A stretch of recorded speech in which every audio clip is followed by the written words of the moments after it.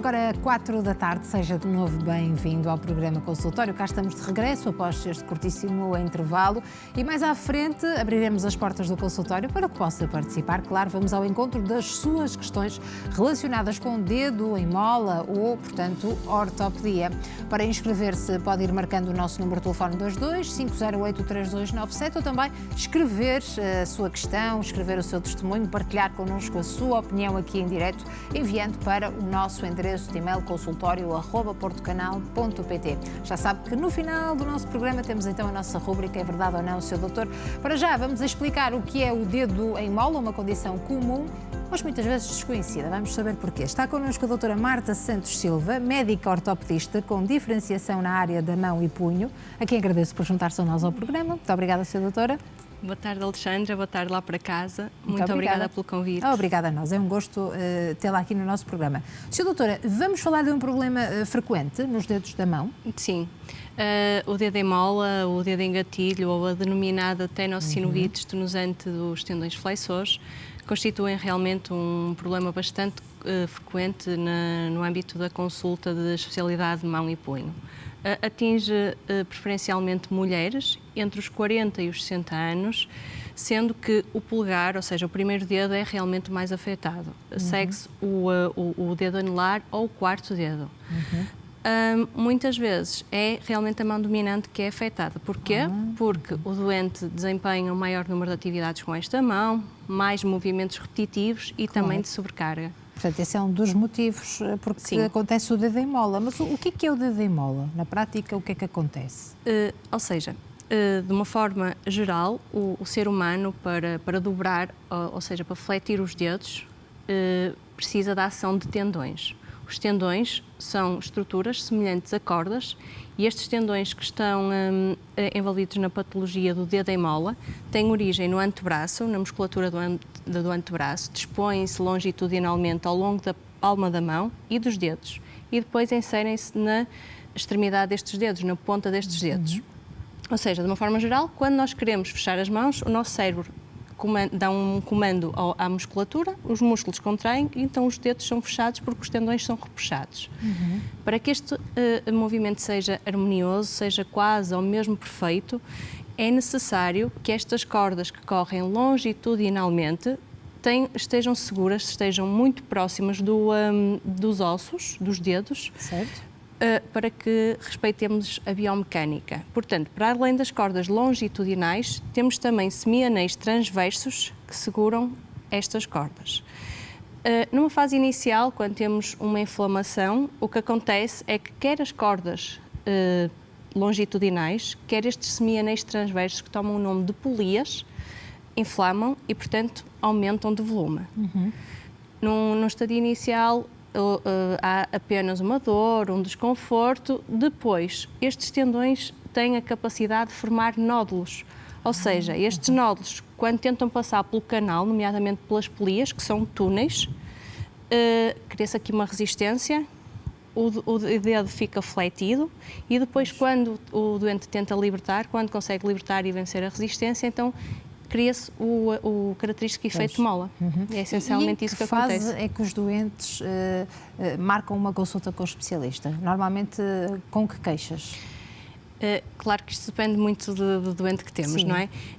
Mas muitas vezes numa fase inicial em que há um desconforto, uma dor, um bloqueio muito esporádico, isto já num estadio um bocadinho mais avançado, os doentes muitas vezes tomam um analgésico, um anti-inflamatório, muitas vezes até conseguem identificar quais são os movimentos repetitivos que estão a fazer e tentam suspender, pelo menos temporariamente, esses movimentos e, de facto, conseguem resolver.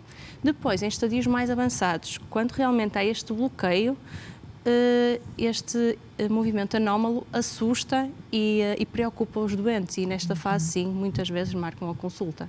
Há pessoas com determinadas profissões que estão mais propensas a terem o dedo em mola devido a esses movimentos repetitivos? Nós não temos uma causa verdadeiramente estabelecida para o desenvolvimento e para o aparecimento do dedo em mola. Contudo, sabemos que pessoas que no seu cotidiano, quer nas atividades laborais, quer nas atividades desportivas, recreativas, que desempenham um maior número de movimentos repetitivos e de sobrecarga, realmente têm uma maior propensão para o desenvolvimento do dedo em mola. Por outro lado, sabemos também que pessoas com determinadas patologias sistémicas, seja a diabetes mellitus, seja o hipotiroidismo, a artrite reumatoide, também têm maior probabilidade de desenvolver um dedo em mola em qualquer altura da sua vida. E muitas vezes o que acontece também é que o doente que está no consultório não tem apenas esta patologia, um dedo em mola, ou seja, tem outras patologias da mesma área anatómica da mão associadas, uma síndrome canal cárpica, tendinites, ou seja, inflamação de outros tendões, quer aqueles que fazem a extensão dos dedos, quer aqueles que mobilizam o punho, ou podem ter também alterações degenerativas, desgaste de cartilagem das várias articulações, quer da mão, quer do punho. E para este caso específico do dedo em mola, existe algum exame de diagnóstico ou é clínico? É muito simples para nós diagnosticarmos um dedo em mola, quer no estádio inicial, quer já no estádio final. Então, quando o doente consegue realmente mostrar-nos, não é, fazer um movimento do dedo em mola na consulta, é muito simples. Muitas vezes nós pedimos um exame complementar diagnóstico, ou seja, uma ecografia, para conseguirmos comprovar a patologia, não é, validar o diagnóstico e também para percebermos a gravidade, o estadio do dedo em mola. Conseguimos perceber se estamos num estadio inicial em que há só uma inflamação, num estadio mais avançado, se já temos o nódulo, se já temos a polia, o dito anel transverso, mais duro, mais espesso, mais fibrosado, e aí já é mais difícil que consigamos tratar este dedo em mola com um tratamento puramente conservador. E, portanto, o tratamento vai depender também da fase em que está este dedo em mola, não é? Quais são as opções para as diferentes fases? Ou seja, no estadio inicial, ou quando temos uma primeira consulta com o doente, sobretudo em estadios iniciais, tentamos resolver com tratamentos conservadores, quase como em todas as patologias. Prescrevemos anti-inflamatório oral, um ciclo curto de anti-inflamatório oral. Há muitos doentes que têm outras patologias, como referi anteriormente, e, portanto, poderá estar contraindicada a toma do anti-inflamatório, e aí insistimos no uso do gelo. O gelo é um potente anti-inflamatório se usado adequadamente. Pedimos ao doente para colocar um cubinho de gelo a cada 10, 15 minutos em períodos de 4 horas. Claro que em doentes que trabalham, em doentes que desempenham as atividades da vida diária de uma forma um bocadinho mais insistente, é mais difícil, mas o gelo por si só ajuda a desinflamar. Depois, há exercícios específicos que são prescritos pela medicina física, reabilitação, pela fisioterapia, que também têm benefícios no tratamento da patologia do dedo em mola. E depois deveremos falar com o doente e perceber quais são as atividades que estão a causar, então, o perpetuar da doença. E tentamos, sempre que possível, pelo menos fazer uma suspensão temporária. Se nada disto funcionar, temos ainda o corticoide. Podemos fazer uma injeção local de corticoide. O corticoide, muitas vezes os doentes ficam assustados e têm uma ideia um bocadinho errada do corticoide. O corticoide é um potente anti-inflamatório. O uso unitário, ou se fizermos duas aplicações de corticoide, os riscos são mínimos em termos locais, quer para o tendão, quer para os tecidos que o envolvem. Em termos sistémicos, não há grande probabilidade de descompensarmos outras patologias, porque também a absorção não é em grande quantidade. Temos só que avisar o nosso doente que o corticoide, a principal função é desinflamar, quer o sistema tendinoso, o tendão, e também as polias, ou seja, não vai resolver a patologia. Há o risco de recidiva. Como vamos ver a seguir, o tratamento mais para a frente, o tratamento cirúrgico, em que fazemos a libertação, a secção da polia e libertamos este tendão, então tem um menor risco de recidiva, e as recidivas são bastante baixas quando fazemos o tratamento cirúrgico adequado. Portanto, o corticoide resolve, mas há um risco considerável de recidiva e resolve em cerca de 60% até 70% dos casos, quando adequado no timing exato, não é quando temos um estadio já muito final, em que o dedo está completamente bloqueado, mas em estadios iniciais, em que há uma dor, um desconforto e há uns bloqueios esporádicos, conseguimos resolver. Claro. Mas a abordagem mais comum é então a tradicional e só depois a cirúrgica? Sim, normalmente, a não ser que o doente chega ao consultório já, e acontece com anos de evolução, com o dedo em mola com anos de evolução, o estadio final é realmente uma flexão fixa do permanente do dedo, em que ele já não é possível o nódulozinho passar este canal de polia e conseguirmos libertar, esticar o dedo, e na verdade aqui já é difícil conseguirmos uma resolução da patologia com um tratamento conservador. Mas há casos em que após a cirurgia a pessoa consegue ter um movimento normal do dedo? Sim, a cirurgia consiste em fazermos uma mini incisão, é uma abordagem minimamente invasiva, e o que fazemos é secção da polia, cortamos esta polia, este túnel que está a bloquear o tendão, e ele fica liberto.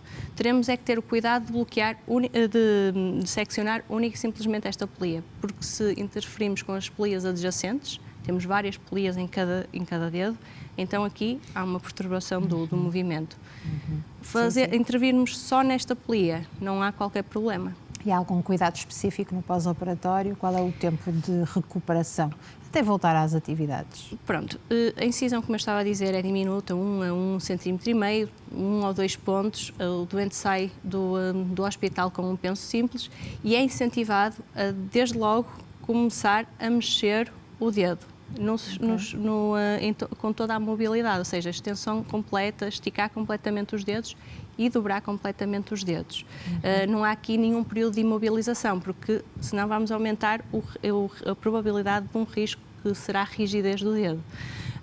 Na primeira semana, primeiras 2 semanas, tentámos que efetivamente não faça demasiados movimentos repetitivos, que não pegue em cargas demasiado pesadas, mas diria que ao fim de 3 semanas, 4 semanas está liberto para desempenhar todas as atividades. Que bom.